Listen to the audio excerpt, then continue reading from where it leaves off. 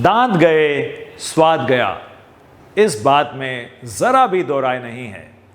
हालांकि आज हमारे पास ऐसी टेक्निक्स, ऐसे इलाज अवेलेबल हैं जिनसे दांतों के निकल जाने पर हम लगभग कुदरती दांतों जैसे दांत, नेचुरल दांतों जैसे दांत लगा सकते हैं। लेकिन यदि ओरिजिनल दांतों को प्रिजर्व करके रखा जाए, प्रोटेक्ट करके रखा जाए, तो उसकी बात ही कुछ और है। दोस्तों, अपने 30 वर्ष की डेंटल प्रैक्टिस में हमारे क्लिनिक पर सबसे फ्रीक्वेंटली आस्क्ड क्वेश्चन यही है कि कैसे दांतों को मेंटेन किया जाए, कैसे अपने दांतों की लाइफ को बढ़ाया जाए। सो माय डियर फ्रेंड्स, अपने दांतों की लाइफ को बढ़ाने के लिए सबसे पहले यह जानना ज़रूरी है कि किन रोगों से, किन कारणों से हमारे दांत प्रीमेच्योरली निकल जाते हैं या झड़ जाते हैं। तो यहाँ पे जिक्र करते हैं दो डेंटल प्रॉब्लम्स, दो मेजर डेंटल प्रॉब्लम्स, जिन्हें डेंटल केरीज यानी कि डेंटल डिके अथवा दांतों में कीड़ा लगना भी कहा जाता है, और दूसरे नंबर पर आती है पेरियोडोंटल डिजीज, जिसे गम डिजीज अथवा मसूड़ों का रोग या पायरिया भी कहा जाता है। तो अपने आज के इस वीडियो में हम इनके इलाज के बारे में नहीं, बल्कि इनसे कैसे अपने दांतों को बचा के रखा जाए, इस बारे में बात करेंगे। Because it has been rightly said that prevention is better than cure. रोकथाम इलाज से बहुत हद तक बेहतर है। सो माय डियर फ्रेंड्स, इन दोनों डेंटल डिजीजेस का जन्मदाता कौन है? इन दोनों डेंटल डिजीजेस यानी कि डेंटल डिके और गम डिजीज का जन्मदाता है समथिंग कॉल्ड डेंटल प्लाक। और यह प्लाक बनता है हमारे दांत पे जमी हुई खाने की परत और मुंह में present micro organisms, oral micro organisms को मिलाकर। यहां पे यह बताना चाहूंगा कि हमारे मुंह के अंदर मिलियंस की संख्या में छोटे छोटे माइक्रो ऑर्गेनिजम्स प्रेजेंट हैं, जो हमें आंख से नजर नहीं आते, बट हमारे सलाइवा में निरंतर मौजूद रहते हैं। अब जब इस खाने की परत पर ये माइक्रो ऑर्गेनिजम्स एक्ट करते हैं, सो डेंटल डिके की शुरुआत हो जाती है। वह एसिड बनाते हैं और यह एसिड धीरे धीरे हमारे दांत की सबसे बाहरी परत, जिसे इनेमल कहते हैं, और जो हमारी बॉडी का सबसे हार्डेस्ट स्ट्रक्चर होता है, उसे डिसॉल्व करना शुरू कर देता है। और धीरे धीरे दांत की बाहरी परत पर बन जाता है एक गड्ढा। अब इस गड्ढे में और खाना जमा होता है और यह डेंटल डिके प्रोग्रेस करते हुए अंदरूनी परत डेंटिन तक पहुंच जाता है। जब तक डेंटल डिके इनेमल में है, कोई दर्द या सेंसिटिविटी नहीं होती, पर जैसे ही यह डेंटिन को टच करता है तो शुरुआत हो जाती है हाइपर सेंसिटिविटी की, यानी कि ठंडा लगना, फिर खट्टा मीठा लगना, फिर गर्म लगना। पर यहां तक भी हम में से बहुत से लोग इसे नज़रअंदाज करते रहते हैं और अपने टोटके, अपने फॉर्मूले आजमाते रहते हैं और डेंटिस्ट के पास जाना मुनासिब नहीं समझते। तो यह डेंटल डिके अब ग्रेजुअली पहुंच जाता है दांतों के सबसे अंदरूनी लेयर, सबसे अंदरूनी परत, जो कहलाता है डेंटल पल्प। यहाँ पर हमारी दांतों की नस नाड़ियाँ मौजूद होती हैं और यहाँ पहुँचते ही ऐसा असहनीय दर्द शुरू हो जाता है, जिसके बारे में कहा जा सकता है कि जो तन लागे सो तन जाने। यानी कि जिसने इस दर्द को महसूस किया वही बता सकता है कि यह कितना भयंकर है, कितना असहनीय है। बहुत बार तो बहुत सी पेन किलर्स खाने के बाद भी यह कंट्रोल में नहीं आता। तो दोस्तों, अब कैसे हमने प्रोटेक्ट करना है अपने दांतों को इस डेंटल डिके से, कैसे डेंटल डिके की इनिशिएशन और प्रोग्रेशन और प्रोपगेशन, इसको हमने कंट्रोल में लाना है। इसके लिए हमारे पास एक ही जरिया है, क्योंकि हम माइक्रो ऑर्गेनिजम्स का कुछ नहीं कर सकते और हम खाना भी नहीं छोड़ सकते, लेकिन जो दांतों के ऊपर खाने की परत जम जाती है खाने के बाद, उसे हम निरंतर हटा सकते हैं, उसे हम रेगुलरली रिमूव कर सकते हैं। और यही बेसिस है हमारे डेंटल डिजीजेस के रोकथाम का, कि किसी भी जरिए से, किसी भी तरीके से, किसी भी फिलॉसफी से, किसी भी स्ट्रैटेजी से हमें अपने दांतों पर जमा हुआ खाना वह रेगुलरली रिमूव करते रहना है। सो फ्रेंड्स, यहां पर मैं टूथब्रशिंग और डेंटल फ्लॉसिंग के बारे में बात नहीं करूंगा। ऑफ कोर्स ये बहुत ही कारगर तरीके हैं इस डेंटल प्लाक को, इस खाने की परत को हटाने के लिए, बट आज मैं बात करूंगा कुछ इनोवेटिव, कुछ इफेक्टिव और सिंपल स्ट्रैटेजीज के बारे में, जिनसे आप अपने दांतों की क्लीनलीनेस को मेंटेन कर सकते हैं, अपनी ओरल कैविटी की हाइजीन को मेंटेन कर सकते हैं।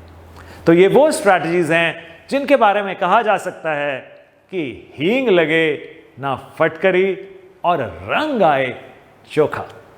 सो सबसे पहले स्ट्रैटेजी की ओर चलते हैं। इसके लिए यह जानना जरूरी है that most of us have a sweet tooth. हमारे दिलों से अक्सर ये आवाज आती है कि कुछ मीठा हो जाए, और यह आवाज कम से कम खाना खाने के बाद तो और तेज हो जाती है। मीठा खाने की तलब, मीठा खाने की चाहत खाना खाने के बाद और बढ़ जाती है। तो अब हमें करना क्या है? हमें करना सिर्फ इतना है कि मीठा खाना बंद नहीं करना है जब तक कि कोई डायबिटीज़ या कोई ऐसी डिजीज़ ना हो जिसकी वजह से मीठा आपको नुकसान पहुंचा रहा हो। आपको केवल अपने मीठे खाने की चाहत के टाइमिंग को शिफ्ट करना है, यानी कि पोस्ट मील्स की जगह इसे प्री मील्स पर लेकर के आना है। यानी कि खाने की बाद मीठा खाने की जगह पे आप खाने से पहले अपना मीठा कंज्यूम करें। आपका मीठा मतलब जैसे मिठाइयाँ, bakery products, toffees, chocolates, candies, कुछ भी जो भी आप खाना चाहते हैं, क्योंकि वह रिफाइंड कार्बोहाइड्रेट्स का बना होता है और दांतों पर चिपक जाता है, they are all adhesive in character. तो यदि आप इसकी कंजम्पशन खाने से पहले कर लेंगे तो ऑटोमेटिकली जो मेन कोर्स का खाना है वह इस चिपके हुए पदार्थ को दांत की सरफेस से हटा देगा। तो आपको ज़रा भी एफर्ट नहीं करनी पड़ेगी इसको स्पेशली हटाने के लिए। अब यदि आप मीठा खाना खाने से पहले लेंगे तो आपको एक बेनिफिट और मिलेगा कि आपका गट, आपका स्टमक पहले से ही थोड़ा सा फुल हो जाएगा, जिससे आप एक आधा फुल्का कम खाएंगे और आपके लिए एक कंपल्सिव डाइटिंग हो जाएगी। आपका वेट भी कंट्रोल में रहेगा, वेट भी मेंटेन रहेगा। इसके ऑपोजिट यदि आप मीठा खाने के बाद खाते हैं तो मीठे के बारे में ऐसे कहा जाता है कि मीठा अपनी जगह खुद बना लेता है।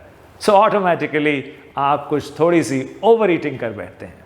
एक और फायदा है मीठे को खाने के पहले खाने का, और वह है कि मीठे के मुंह में आते ही हमारे मुंह से एक एंजाइम जिसे सलाइवरी एमाइलेज कहते हैं वह सिक्रीट होता है, और डाइजेशन की एक्टिविटी आपके मुंह में ही शुरू हो जाती है, जिससे आपके स्टमक पर, आपके गट पर डाइजेशन का लोड कम हो जाता है और हमारी डाइजेशन भी इम्प्रूव्ड हो जाती है।